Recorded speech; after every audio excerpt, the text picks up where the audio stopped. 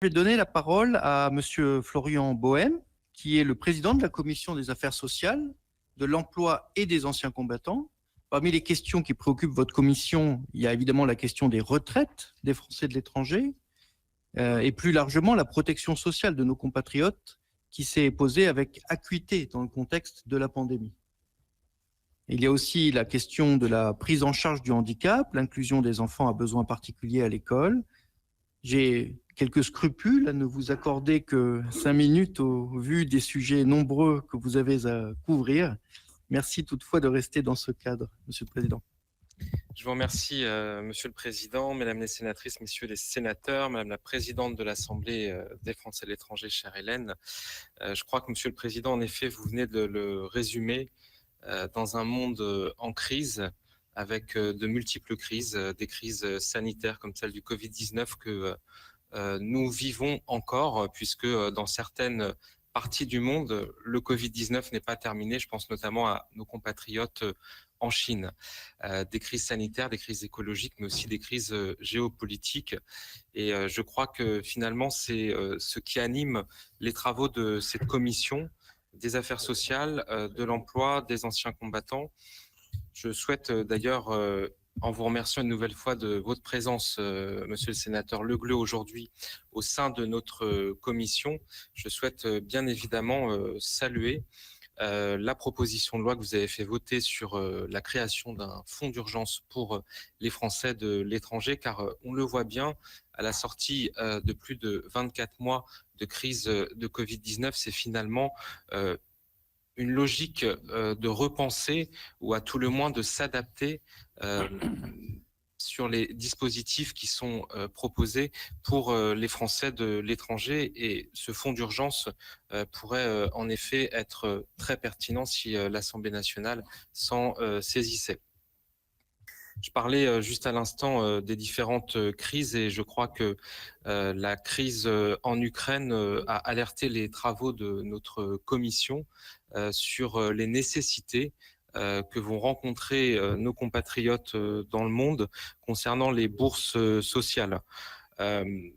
Les budgets qui sont aujourd'hui alloués ne sont pas suffisants et je regarde le sénateur Ferraud, qui est rapporteur pour avis du programme 151, de l'aveu même de la directrice des Français de l'étranger au ministère de l'Europe et des Affaires étrangères. Il manquerait 800 000 euros et je crois que c'est déjà là une première demande que nous pouvons porter devant la Haute Assemblée, c'est que si jamais un budget rectificatif venait à l'ordre du jour, il est important de porter ce combat-là. Pourquoi ? Tout simplement parce que quand on parle des taux sur les bourses sociales, des taux de base, ça peut paraître quelque chose comme ça d'assez anecdotique. C'est parfois quelques euros, quelques dollars, mais c'est extrêmement important quand vous avez une crise du blé, quand vous avez une crise sur les matières premières. Aujourd'hui, le prix du pain, par exemple, dans certains pays est extrêmement cher, le prix du riz est extrêmement cher et ces bourses sociales sont extrêmement importantes pour nos compatriotes qui en ont besoin. Vous avez parlé, monsieur le sénateur, là aussi des dispositifs sur les retraites et c'est en effet un travail au long cours que nous engageons et je souhaite là aussi inviter nos parlementaires ici présents à vous saisir pleinement de cette question. La Cour des comptes a rendu un référé au ministre des Solidarités et de la Santé, monsieur Olivier Véran. Ce référé n'a pas encore obtenu de réponse de la part du ministre.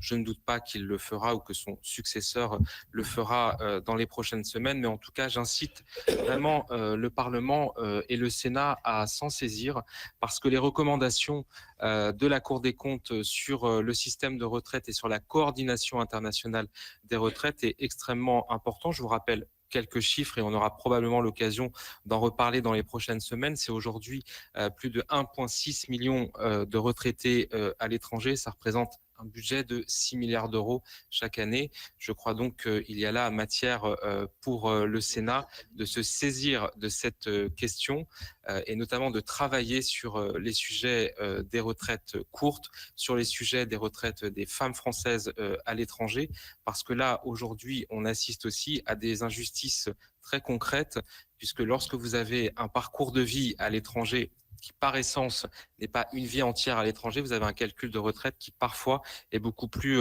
compliqué. Pour ne pas être plus long, je finirai simplement sur un point qui est extrêmement important aussi en ces temps de crise, c'est celui de la simplification administrative qui ne doit pas être assimilé à une déconnexion administrative. Et sur ce point-là, on assiste aujourd'hui à des phénomènes qui sont relativement préoccupants pour nos compatriotes français à l'étranger. Et je souhaite aussi appeler l'attention de nos parlementaires sur ces sujets parce que je crois que finalement, à chaque fois que vous votez un dispositif de loi qui s'applique aux Français de France, il faut bien penser que ce dispositif s'applique aussi aux Français de l'étranger. Et je vous invite notamment à réfléchir à assurer un meilleur contact, un meilleur lien avec nos administrations françaises. Je vous remercie.